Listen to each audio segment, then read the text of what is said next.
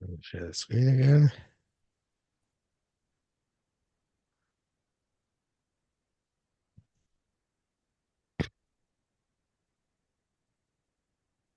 Okay, so we'll jump right in. Chapter 1, Kabbalah and Prophecy. So there's a very important principle to know about Rabbi Aryeh Kaplan's Zatzal. Rabbi Kaplan was very big into meditation, as we know. He linked meditation to Nevuah, as we know. And this is something which is interesting that he has in common, even though I don't think he ever quotes the P.S. Etzner. But the P.S. Etzner, the Chovas HaTalmidim, and his other Sfarim even more so, also links the concept of meditation and Nevuah and tries to teach you how to accomplish some form of tapping into a transcendent reality. Now, that doesn't work for everybody. And let me tell you myself that although perhaps there's just laziness on my part, but I always thought about myself because I have this ADD mind that it's very difficult for me to meditate. And it's impossible for me to be hypnotized. Basically, I've tried it, but it doesn't work for me. But so, of course, Kabbalah can be used as a stepping stone for prophecy. And certainly the Mukubal will tell you that prophecy is a Kabbalistic experience. But it's not necessarily the only reason to learn Kabbalah. The reason to to learn Kabbalah is to understand how the world works and how the system is constructed, whether you use it to accomplish prophecy or not. So, although Rabbi Kaplan links the two very, very powerfully, it's not necessarily required to be learned that way. So the idea of Kabbalah and prophecy can be linked, but they also can be delinked. Okay. So what he again, Rabbi Kaplan, obviously his opinion that they are very strongly linked. What does the word Kabbalah mean? It stems from the word kabal, meaning to receive. The term implies a certain kind of wisdom that is received. So this assumption is that Kabbalah is not something which you can come to on your own. It's not a human logic. It's not like learning the lumdus of Nashim Nazikin, where the human knowledge is generated and expanded by the intellectual activity of the person involved in it. It seems that this requires you to accept a certain body of knowledge, which comes and is granted to you either in a prophetic state or by the svarim which have been written on the topic. So it's received wisdom. The Mishnah says that Moses Kibel received Torah and Sinai and subsequently transmitted to Yoshua. Yoshua transmitted to the elders transmitted it to the prophets. The prophets transmitted to the men of the great assembly. So again, Rabbi Kaplan, Moses was the master of all prophets, meaning that all prophecy originates with Moshe Rabbeinu. He understood the Torah completely. Now, what it means he understood the Torah completely, that's a very interesting question. I don't know necessarily that everybody agree with this. It has to do with how you understand the Gemara Menachos. The Gemara Menachos says that when Moshe Rabbeinu went to Rabbi Akiva Shir, he didn't understand what's going on. And he said to Kodesh Baruch Hu, you know what? You have this fellow Rabbi Akiva who clearly seems to be greater than me. Why don't you give the Torah through him? Why are you giving it through me? And it says, Loni Skaro Daito, Moshe Rabbeinu did not feel comfortable until halacha came up in Shir, and Rabbi Akiva was asked, how do we know it's halacha? And Rabbi Akiva said, we know the halacha Moshe Sinai. Came down to Moshe from Har Sinai, and then he felt, okay, he felt, so to speak, happy again. Now, of course, it's a agadata. The entire thing may well be a metaphor. And it's an interesting question whether Moshe Rabbeinu actually understood the Torah completely, or whether Rabbi Akiva, for example, who was Dorish Tagin, expounded on the crowns on top of the letters, whether he came up with a more profound understanding in a certain respect than Moshe Rabbeinu. This is there's not necessarily the case. What Rabbi Kaplan writes, according to everybody, that Moshe Rabbeinu understood the Torah completely. Whatever he understood completely, but not necessarily that he had a complete grasp of things which were always going to be said. On the other hand, we have another chazal which says, "Kol ma shetalmid vosik osil chadesh l'ita Moshe Rabbeinu Sinai." So anything which a Talmud Basik, meaning a Talmud who is adept, will be Mechadesh, came to Moshe at Sinai. So the understanding generally is that that's not be understood literally, but rather that the principles, like Moshe Rabbeinu, like happened in that story of Menachos, the principles were given to Moshe Rabbeinu, and then everything else is based on those principles. But it's a big question how to understand this notion that Moshe understood the Torah completely. And there is a I once had a discussion with one of the Soloveitchik family in Chicago whether it's necessary for a person to believe that Moshe Rabbeinu knew quantum mechanics, right? So is the Moshe according they were saying this person was saying that and this I guess is a very American Soloveitchik perspective because I don't think the Israeli Soloveitchiks would care if Moshe Rabbeinu knew quantum mechanics. But the American Soloveitchiks were very concerned to say that you have to understand that Moshe Rabbeinu didn't just know Torah, but he knew all knowledge, including quantum mechanics. In the So, Torah Mata. right, yes, the Torah matter perspective. So again, I don't think based on the Gemara Menachos that's essential that we say Moshe Rabbeinu understood the Torah completely, but we have to understand that all Torah com- comes through Moshe Rabbeinu. Okay, in any event, let's go on. In this sense, his prophetic vision was on the level of an open vessel that could always receive more. In other words, he had this, since he had this complete grasp of Torah, whatever that means, it means at least that he was able to constantly get to higher and higher levels of understanding. In other words, the level of understanding evidently of understanding Nevuah is evidently based to a certain extent on your Torah knowledge. The more complete your knowledge of Torah, the more complete your Nevuah can be. So therefore, Moshe Rabbeinu, since he had this complete knowledge of Torah, to whatever extent that means, he was able to accomplish the highest nevuah as well. And it says perhaps the secret of Moshe's receiving was the more he transmitted, the more he's able to receive.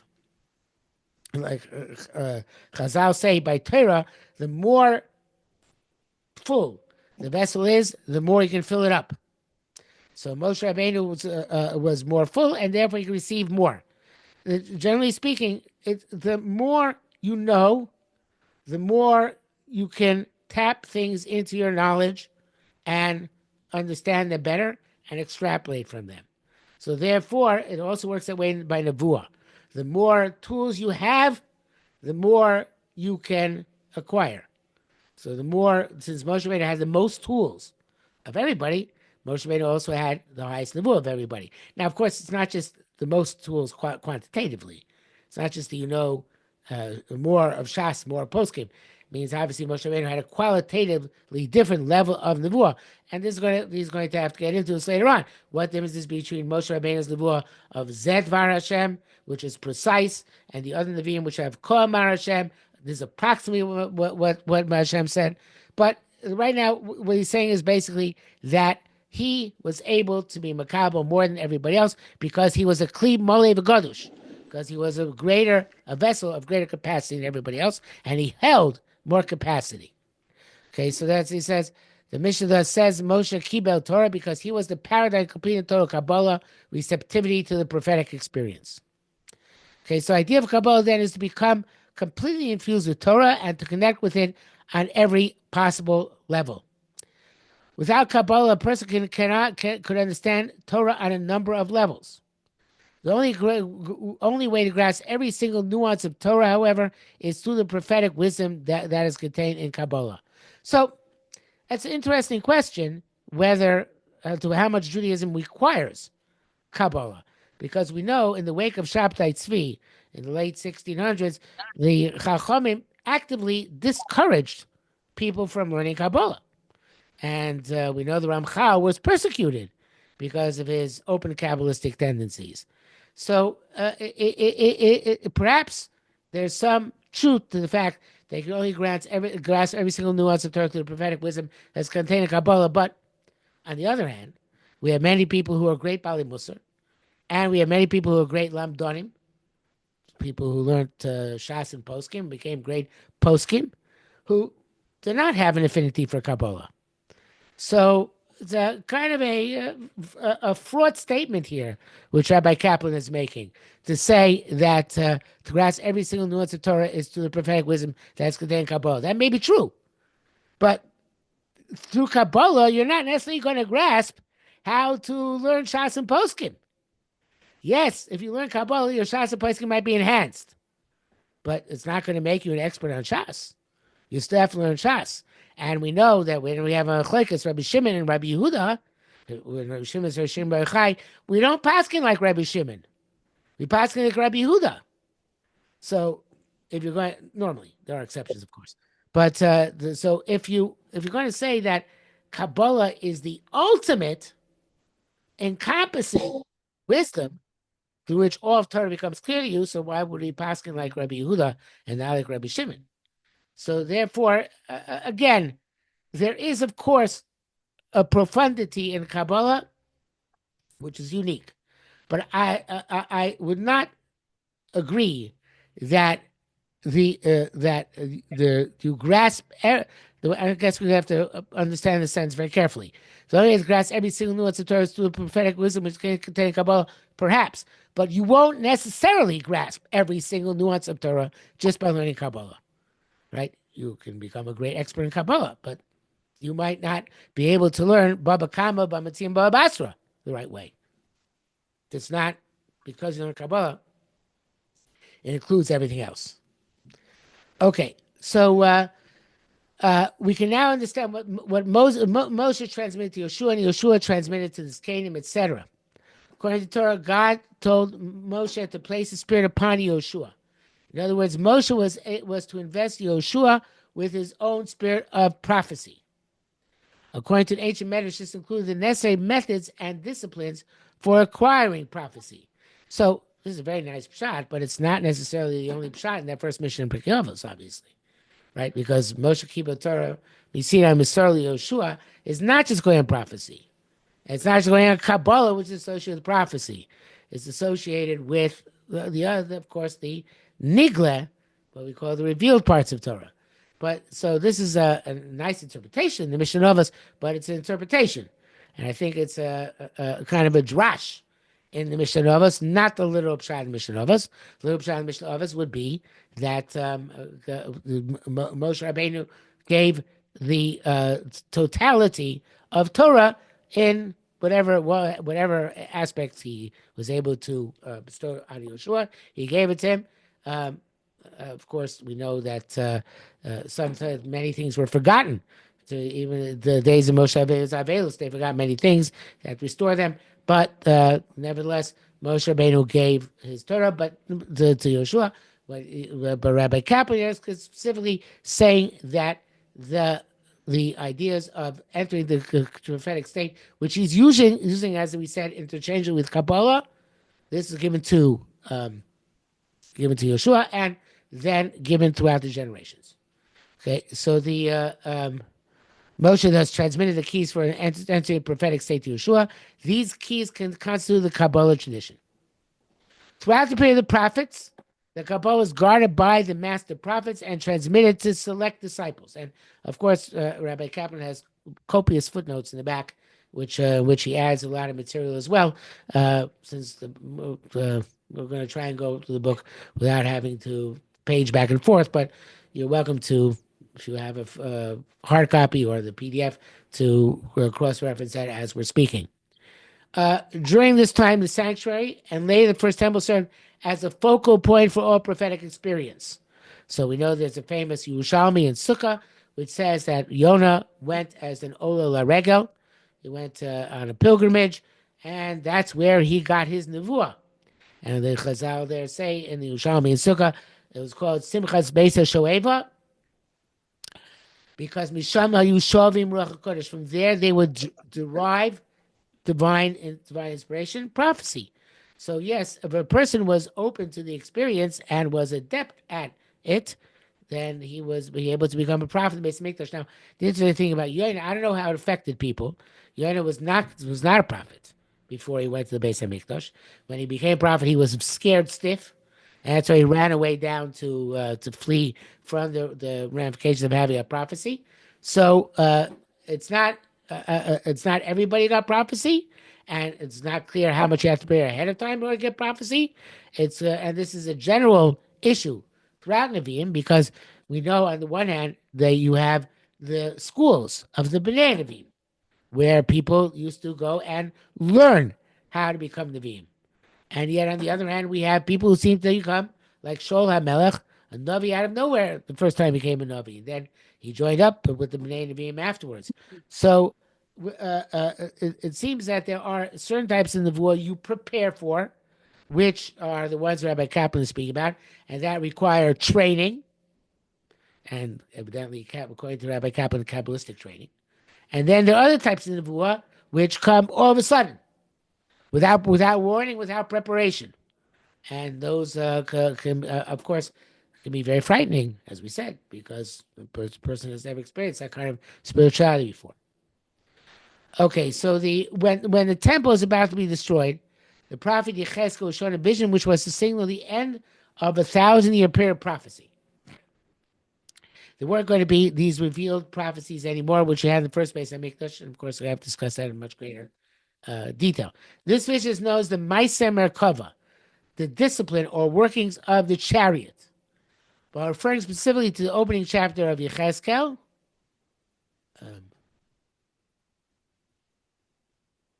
the term Ma'aseh Merkava is also a general appellation for the entire Kabbalah tradition. So Ma'aseh Merkava, since the Merkava is the chariot, it means the vehicle by which HaKadosh Baruch Hu's controlling the world becomes manifest, and therefore all of Kabbalah is called to a certain extent Ma'aseh Merkava. Unlike previous prophetic messages, Yechezkel's vision included an actual detailed description of the ascent of the prophet and the barriers he encountered before hearing God's voice. And this is a lot of the second part of this book, is about how the prophecy occurred, play by play, method by method, way in which Yechezkel transcended to receive the Nebuah which he received through the various different levels of the Merkava prophecy. Coming at the end of the prophetic era, Yechezkel's vision had to contain explicit directions for attaining and entering the prophetic state. So it's a mashal from Rabbi Kaplan.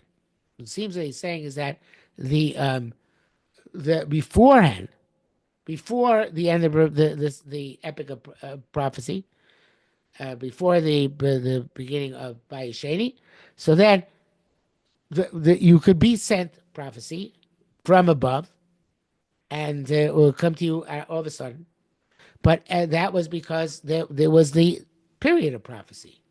Once the period of prophecy works, you can get something like prophecy, but it comes from your training and your perception, your Kabbalistic understanding and meditation on the concepts of Nebuah.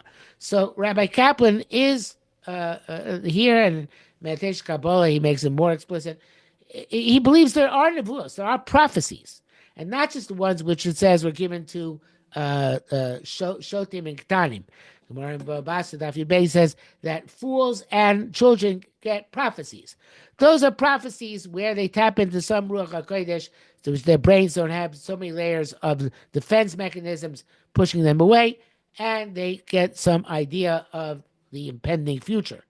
And we know Rabbi Yochanan used to go around and ask children to psokli psukecha, tell me your pasuk which you just learned. And he used to see it also for a prophecy because children don't have those barriers which inhibit our realization of our connection to the Olam HaSoyenim, and therefore things they say are more influenced by their connection than things an adult would say.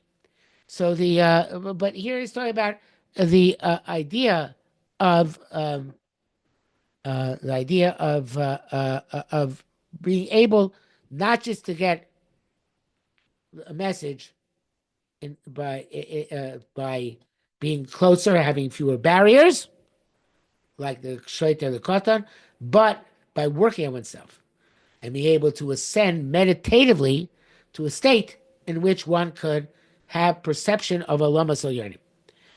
Uh, Another difference between the Nevi'im and Bayis Rishon and Bayis Sheni, which is a bit of a tangent, but it's important for us, is that the Nevi'im times the Bayis Rishon, of course, to get messages from Yisrael.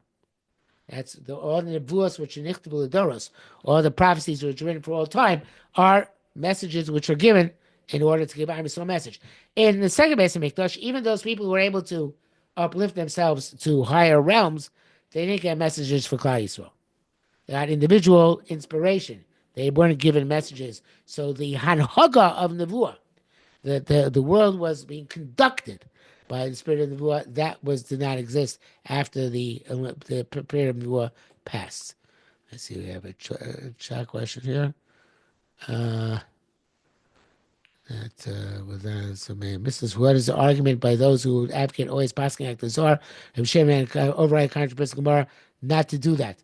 Revelation details the prophetic experience of Shem exceed the Gemara. Well, we don't hold that way. The short answer is yes. The people who say that either hold that somehow there's no contradiction because there's sort of that people have that there's no real contradiction between the Zohar and the Gemara. But the way the standard understanding is that there are contradictions. The Zohar is a medrash like any other medrash, and it's subject to being to the difficulties which any medrash might have in terms of girsa, in terms of the later interpolation of material. I want to mention this important point to make, which is Rabbi Yaakov Emden wrote an entire work about the shortcomings of the Zohar and how there are later interpolations of the Zohar. There are parts which come from other books. There are parts which people put in. So there are parts which are very much later. Rabbi Yaakov Emden was a Mekubal.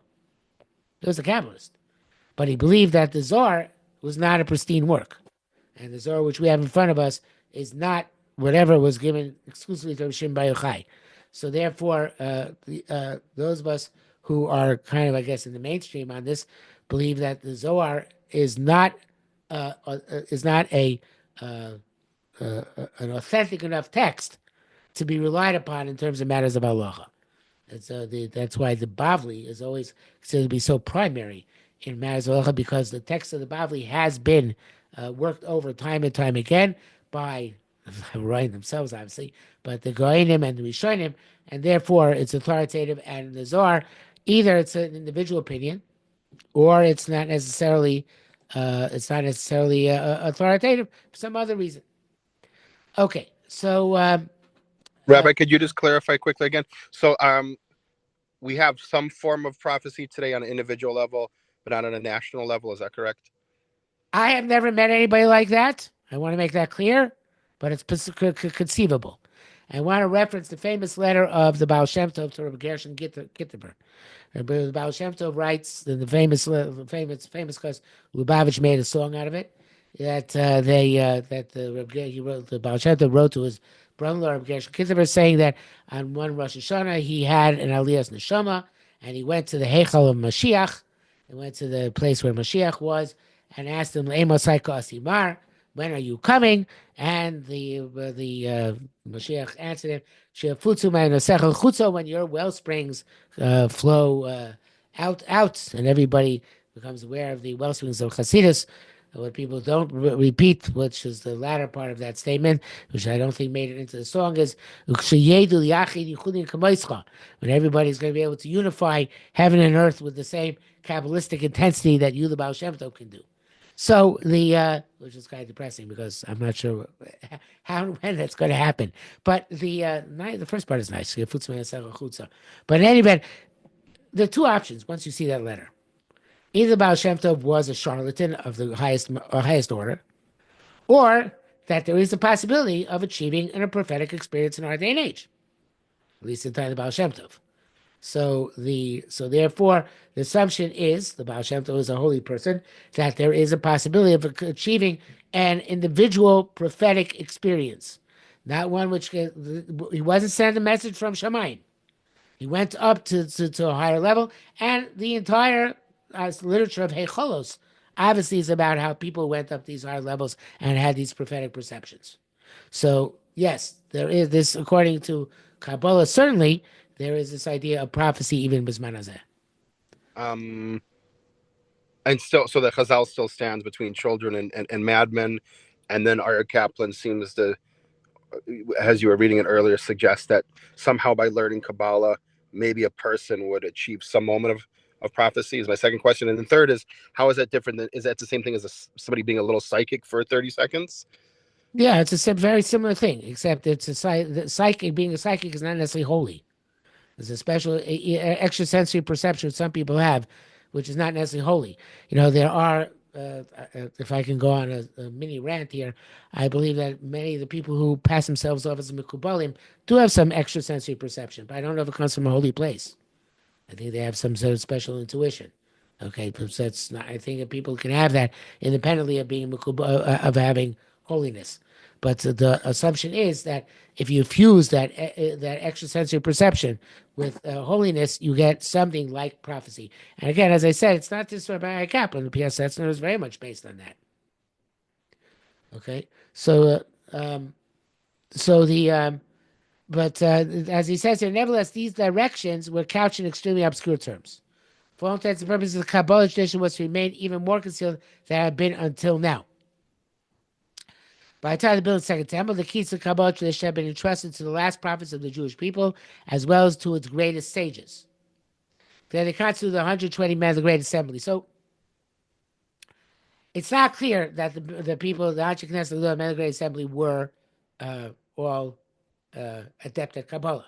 Yes, of course, it says many of them that they were, but how that they all were, I don't think that we have any evidence that it's that effect. I would think that just like later on in Jewish history, we have sages who specialize in halacha, sages who specialize in musar, sages who specialize in parsha and Tanakh, all sorts of different things. I think you had specialization back then as well, and not everybody would specialize in Kabbalah. But in any event, it says, together they constitute the trained men of great assembly. This body of sages that formulated the Mishnah and tracked the Chagiga, saying the Meiser recovery may be taught only to individual students one at a time, and they must be wise and understanding with their own knowledge. They thus ensure the continued transition of Kabbalah tradition by restricting its practices to the smallest possible circle of masters. Obviously, you have to have a very intense personal training. Outside this circle, these practices remain almost totally unknown. This policy continued until the destruction of the Second Temple in 70 CE. It's only then that things began to change. Okay, so there's very few references to Kabbalah in the Gemara, or basically mostly in that Gemara Chagiga, except that Agadata, if you're a Makubal, is based to a large extent, you believe on Kabbalistic concepts. So therefore, things were very much hidden, as the Rambam says. The Chazal phrased things in metaphors and allegories in order to prevent the masses who should not have access to profound wisdom from accessing the profound wisdom. So there was a Kabbalistic tradition is implicit in many places in the Gemara, and people like the Maharal and Reb Tzadok bring it out, but it's not explicit anywhere because they felt that it was not a time when people could have that kind of exposure. Very much similar to the time after Shabtai Tzvi, when the rabbis deliberately curtailed the exposure to Kabbalah. If there are any, we're about to run out of time, so we have about 4 minutes left. So I can continue to do the next paragraph. If there's any questions, now is a good time to bring them up. Rabbi, just to confirm time, is the Zoom ending? I thought we were going to do 10 to 10:45. No, because I only have 40-minute Zoom. Ah. My Zoom is a 40-minute Zoom. So I don't have the paid level. I know I've been offered by one of the participants to use his own paid Zoom, but I prefer to keep it 40 minutes. I think it's good. The 40-minute share is a good time for a share. If there's popular demand to really go longer, we can consider going to using somebody's paid Zoom and going to beyond that. Okay, so we have about 3 minutes left. So if it cuts off early, which it may do, then we'll come back to this next paragraph next time. Looking at the history of the period for the moment, for a moment, we can see that even after the second temple was destroyed, the Romans still allowed some remnant of Jewry to live in the land of Israel. They had to. There's a Baftacha. The Rambam, that there will always be Jews living in Eretz Yisrael. However, in the wake of the Bar Kochba wrote in 132, 31, 35 CE, things took a drastic turn for the worse. At this time, the Romans came intent on uprooting the last trace of Torah from the Jewish people. The Adriatic persecutions reached such a crescendo that all the teachers of Torah were condemned to death. Okay, it's not literally, but major teachers. This is the time of the 10 martyrs, among whom were the final transmitters of the Kabbalah tradition. Of course, the final ones who therefore were going to commit it to writing of the Zohar, which was going to come to as we going to come to. Not that the tradition stopped, but it was going to be just like Torah Sheba'al Peh, the Nigla part had to be written down because of the persecutions. They had to put it in writing because people are not going to be able to maintain the mastery, the verbal mastery, the oral mastery of Torah Sheba'al Peh. So the Kabbalah had to be committed to writing. And we have lots of Kabbalistic works, which are from that time, like the Boyer, the Sefer HaKonah, and not just the Zohar, but things were committed to writing because there was a fear that things would be forgotten. So it's second best to write things down. We have this tremendous principle, Torah Sheba'al Peh. You're supposed to see the Rebbe and interact with him and see his facial expressions and even the back of his neck. Yehuda Nasi said that he came wise because he saw Rebbe Meir's back of his neck when he was learning. But it was not realistic anymore. And that's why things started to become written down and, if not published, at least transmitted from generation to generation in written form. Okay, so next transmitted on Zoom. What? And transmitted on Zoom. And transmitted on Zoom, right? That's the next stage. Yes. Okay, so we'll stop here for today because we have less than about a minute left. But next time he's going to speak about these books, which were written and widespread at the time, and now serve as the basis of our learning Kabbalah today. Like the Ramah says, most of our Torah today is learned not from a Rebbe Muvak, but from Sfarim. I'm happy to get feedback on the WhatsApp group and to let me know if you want to continue this way, want to change the format. And I wish everybody a good night and a good Shabbos. Shabbos, thank you. Shabbos. Shabbos.